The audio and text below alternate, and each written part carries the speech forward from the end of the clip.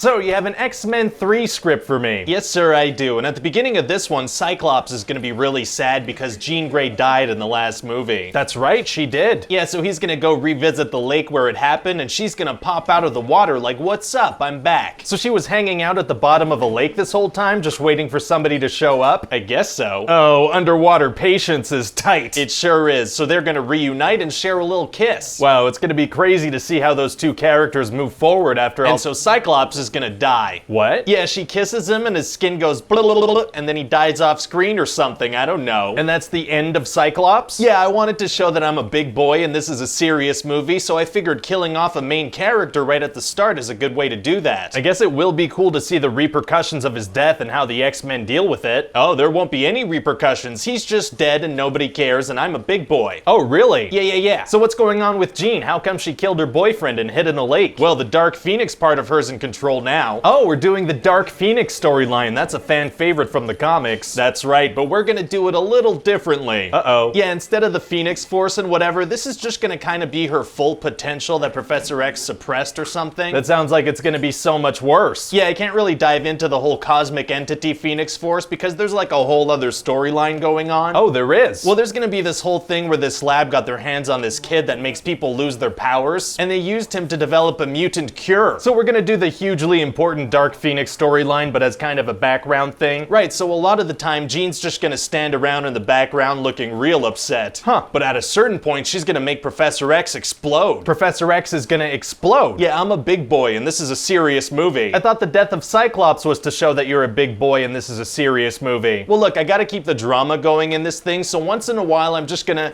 completely destroy something we set up in the first two movies. Well, okay then. So tell me more about this cure storyline. Well, we're gonna have Magneto gather a bunch of mutants together. Oh, what kind of mutants? One's a little porcupine that you shouldn't give hugs to, and the other is a GPS tracking device. Those don't sound super exciting. Well, if you want to talk about exciting, Magneto is gonna use GPS Lady to track down Mystique, who's on this prison transport bus. Oh, that does sound exciting. Yeah, but then she's gonna get shot with a cure needle and lose her powers. If the guards had access to the cure, why didn't they already use them on the mutants they captured? I don't know. Fair enough, and is Mystique gonna get her powers back eventually? No, she's done. She's gonna become a snitch and then be out of the movie. But people really liked Mystique. She was super interesting. Well, I figure we could get her out of the movie to give some other characters their time in the spotlight. So we're gonna focus on GPS Tracker and Porcupine? Yeah, but also a guy that can multiply himself and this guy Juggernaut who runs through walls. Oh, I already missed Mystique. She's done. Yeah, you said that. So anyway, then Magneto and his crew want to go destroy the lab on Alcatraz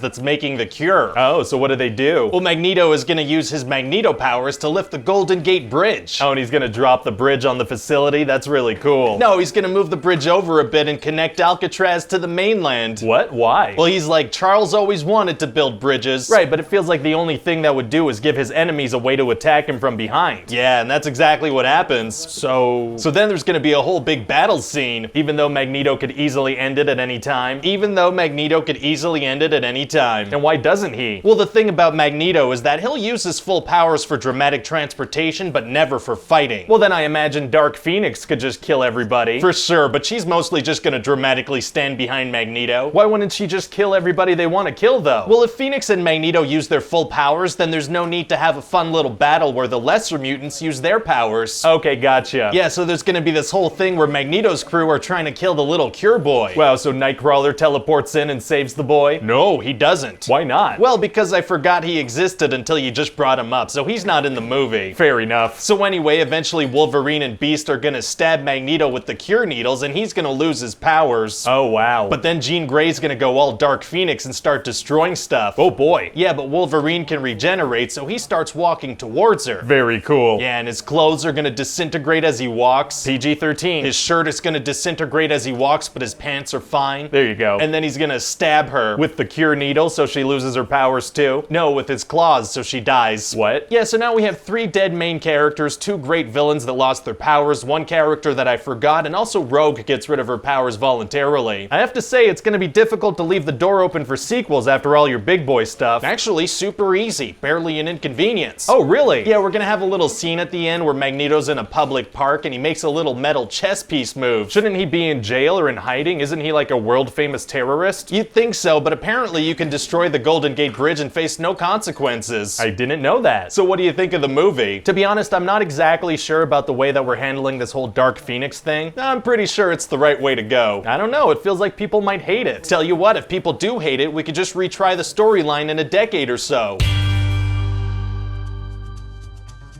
Hey guys, it's Studio Executive Guy here. And I'm Screenwriter Guy, that's my actual legal name. And if you like these pitch meeting videos, you're definitely gonna like what's going on at the Aliens Guide YouTube channel. You can head over there to see alien cinephile Garrix Wormuloid break down the crazy culture of a long-destroyed Earth through the lens of movies like X-Men First Class, Star Wars The Last Jedi, Avengers Infinity War, and a whole lot more. So go check them out by clicking here and tell them that Screen Rant sent you. It's super easy, barely an inconvenience. Why do you always say that? I don't know. Fair enough.